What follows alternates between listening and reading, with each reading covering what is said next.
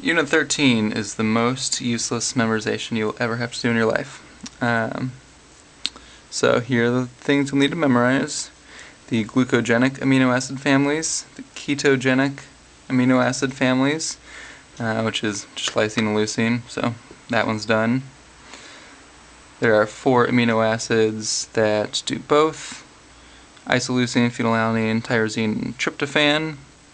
Remember those as PITT, or phenylalanine, isoleucine, tyrosine, and tryptophan. PITT has 4 letters, not 3, so threonine is not one of the T's. At the end of this video, I'll have a little bonus features section for my stupid mnemonic devices I use to memorize these. If they help you, great. If not, come up with your own, make them tell a story, and share them with everyone else. I'm sure you can do better than mine. There are 9 essential amino acids that you'll have to memorize. There are 2 semi-essential, tyrosine and cysteine. And biosynthetic families is the last big thing you'll need to memorize. So, know those really well. That's, I think, the bulk of the unit questions. Everything else is kind of a guess on what exactly he's going to ask about because there's so much information here. There are a couple slides that say like degradation to, like for instance this one here, degradation to pyruvate. I had it memorized that tryptophan went to alanine, glycine went to serine, and then they all went to pyruvate and so on. Threonine takes that weird intermediate step. It didn't help me at the test at all. It was never asked about, so if you're an overachiever you can learn that, but I wouldn't waste my time.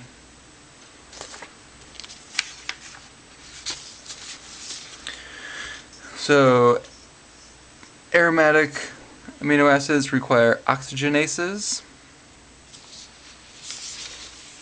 and the example he gives is phenylalanine and its degradation. So when you're degrading phenylalanine, it's going to make us stop at tyrosine. So you're going to add the oxygen and tetrabiopterin. The enzyme for that is phenylalanine hydroxylase. If he calls it a monooxygenase or mixed function oxygenase, that's what he's talking about. I would read about PKU, which is the clinical disease on amino acid metabolism.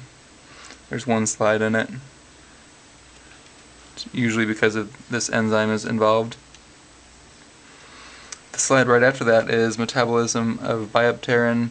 I wouldn't worry about memorizing it, but maybe know that there are 2 reductases that do it. So reductases are going to be NADPH dependent or niacin dependent, and folate is used in the name of the first one. So that's the first time we've seen folate. We'll see it once more again in, I think, this unit.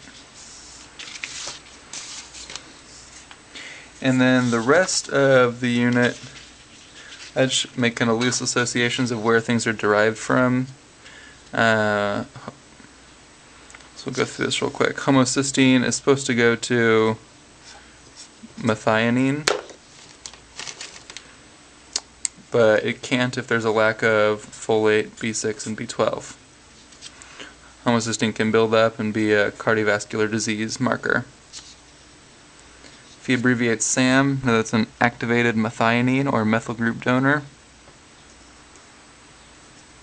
To make cysteine, you can do it with homocysteine and serine. Tyrosine will get you thyroxine, or your thyroid hormones, epinephrine, serotonin, and then nicotinamide unit of NAD+, or NADH. Any of those are all tyrosine derivatives. Glutamate makes the neurotransmitter GABA. Histidine makes histamine, easiest one to remember. These 2 are come back again from a previous unit, glutathione. The gamma glutamate linked to cysteine and glycine. I would know those amino acids. Glutathione peroxidase. So your antioxidant effect. It's a selenocysteine enzyme, so it has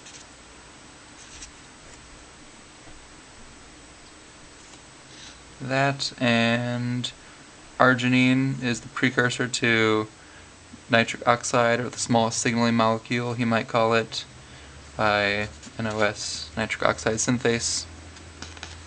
And to make porphyrins, or the heme portion of it, you're going to use glycine and acetate, and succinyl-CoA also helps make the porphyrins. When it comes time to degrade these heme groups, or these porphyrins, the product is bilirubin, which is an antioxidant. So if you ask about red blood cells, maybe, 'cause that's where your heme groups are mostly found, think glycine, acetate, succinyl-CoA. The very last slide talks about phosphocreatine. 3 amino acids that make that up are arginine, glycine, and methionine. So that is the end of the unit. You can stop watching now if you want to keep watching the bonus features here. Here's how I remembered these horrible families, which I have no idea why you're made to memorize, but beside the point, you just gotta do it. Get through Biochem 2. So, glucogenic amino acids. I'm just going to read it off just in case you can't read my handwriting, but you'll have it in front of you, so I don't need to read the actual metabolites or amino acids. So pirates and the KGB suck the fun out of oranges. First one, we're talking about the pirates. All 3 guys trip acid, sir. Those are your amino acids. I think we've done these 2 before in the gluconeogenesis chapter. Alpha-ketoglutarate is Glenn glued his army prostitute. Succinyl-CoA, Valerie met 3 idiots. For fumarate, Pete tried. And for oxaloacetate, that's the 2 that start with AS, or I always think of ASN, like assassin, as soon as possible. Please come up with better ones. For the essential amino acids, Pete and Valerie loosely lied and met his 3 tripping idiots. So, Pete is just the common one I use for phenylalanine.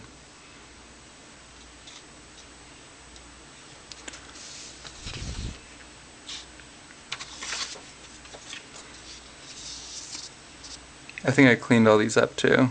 I was a little frustrated when I was making these, so there's some inappropriate language, but I never know who's going to be watching these, so I made it PG-13 rated. I do talk about prostitutes. For the biosynthetic families, we have 3 pegged pirates from the KGB, really peppy, 4 oranges. 3PG, pirates for pyruvate, really peppy, 4 is pep and erythrophosphate, oranges, the O and the A. 3PG has 3, and it kind of looks like SIGs. Cysteine, glycine, serine.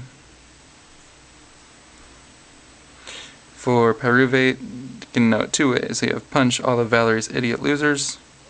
The punch being for pyruvate to remind you which column goes with which. And also spells Pavil. For alpha-ketoglutarate, same thing as before. Glenn glued army prostitute because the histidine has gone to the next column, to the ribose 5-phosphate column. So no histidine in that one. Alright, for the last 2, I wrote all this out and realized I switched the amino acid groups. So for PEP and erythrophosphate, it's actually this group. So if you're writing this out or you have it in your notes, just switch these 2 groups. I don't want to rewrite the whole thing. So for oxaloacetate, the column right here should read, as soon as possible, the assassin met 3 liars.